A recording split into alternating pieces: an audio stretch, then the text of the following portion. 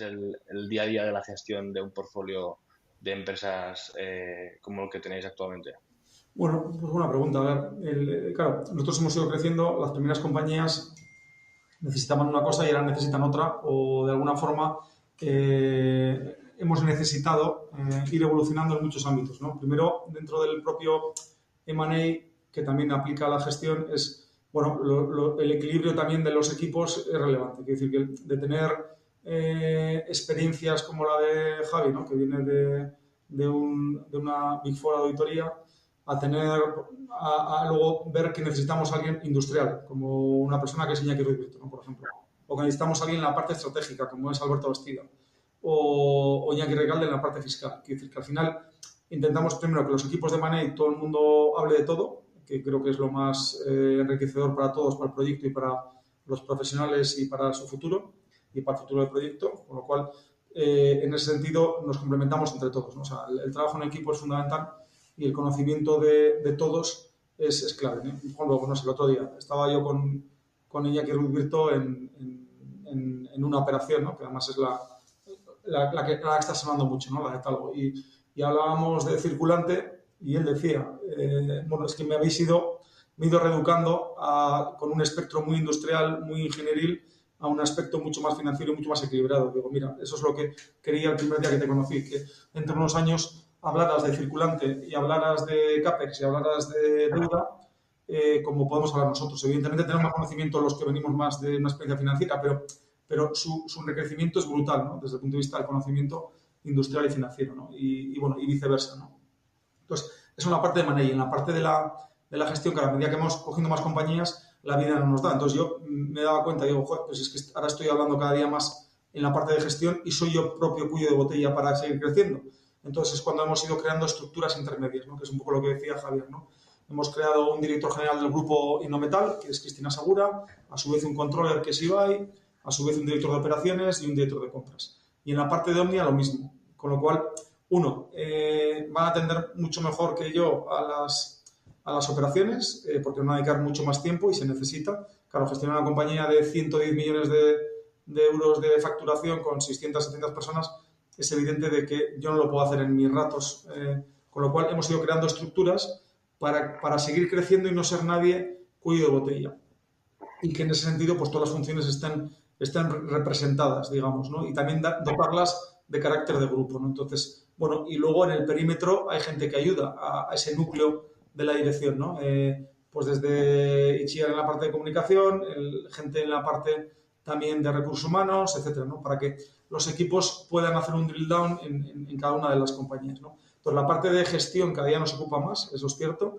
Yo trabajo mucho en la parte de money, pero también yo creo que dedicaré pues igual 50-50 en cuanto a la parte de gestión. Y en la parte de gestión siempre hay temas que hacer, hay verticales que están creciendo y lo mismo, hay que ir haciendo esa estructura, esa plataforma de poner un director general del grupo, por ejemplo, en la parte de cosmética o en otras partes, en otras verticales que van creciendo, se van haciendo grandes, bueno, pues hay que dotarlas otra vez de gobierno corporativo y de capital humano, ¿no?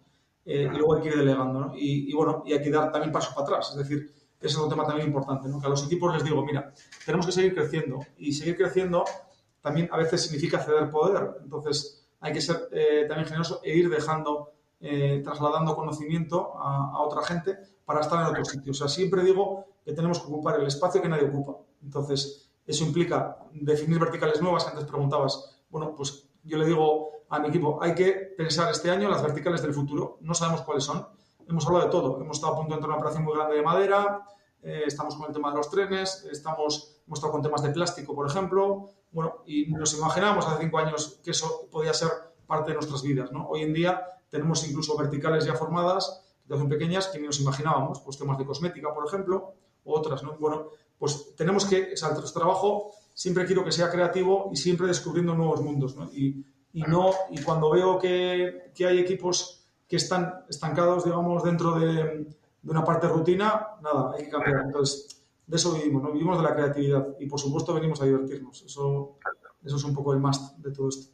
Y con toda vuestra experiencia esta de adquisiciones, al final originar, analizar, valorar, negociar y demás, ¿hay algunas anécdotas que os hayan sorprendido, ¿no? En algún proceso de estos que haya salido o no haya salido?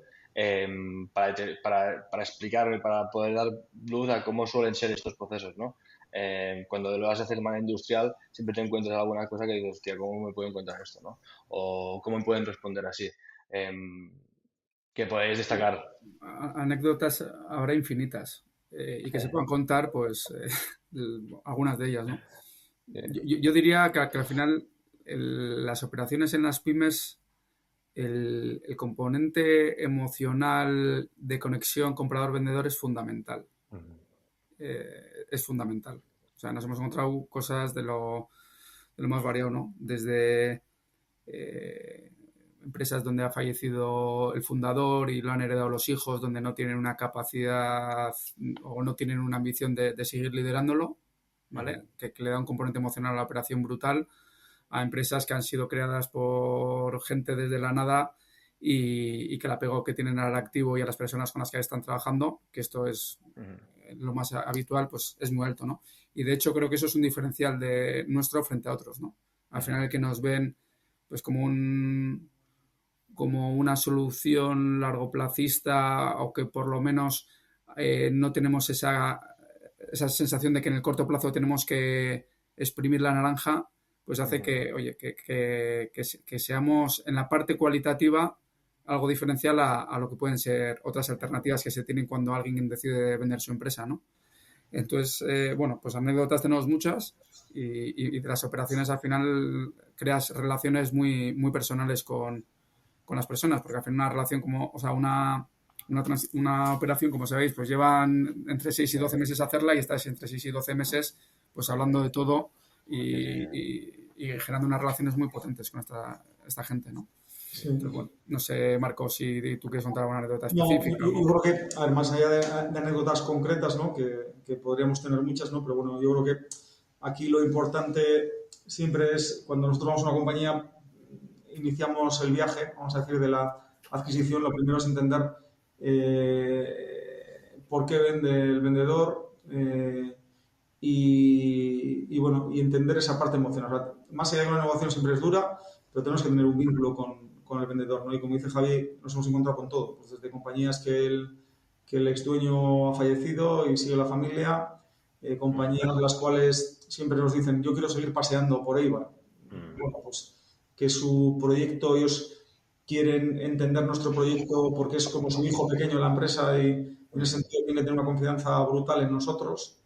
Bueno, luego siempre tratamos de entender que el vendedor exactamente qué quiere, porque hay vendedores de todo. Hay gente que quiere, digamos, la parte económica, evidentemente, pero también quiere seguir trabajando y quiere seguir mandando, de alguna forma.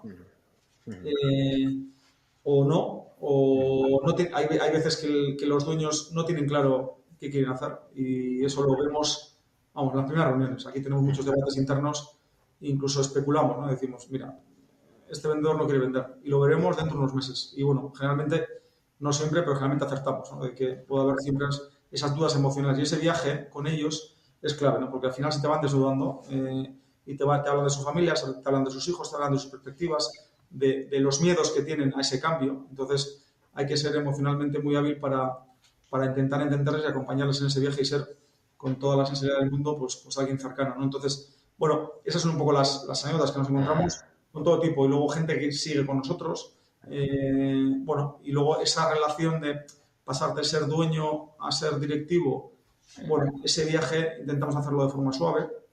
Bueno, y sobre todo lo importante es el bien común, ¿no? El proyecto. Entonces, vamos, ahí tenemos muchas anécdotas, ¿no? Y bueno, y todas van un poco en esa línea, ¿no? Sí, al final, por mucho que sea un universo de números, lo importante son las personas y las relaciones.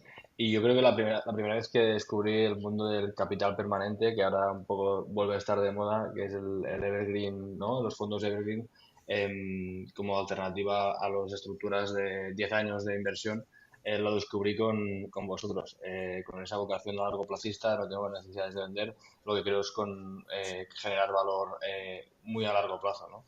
Rainmaker, las mejores historias de Money.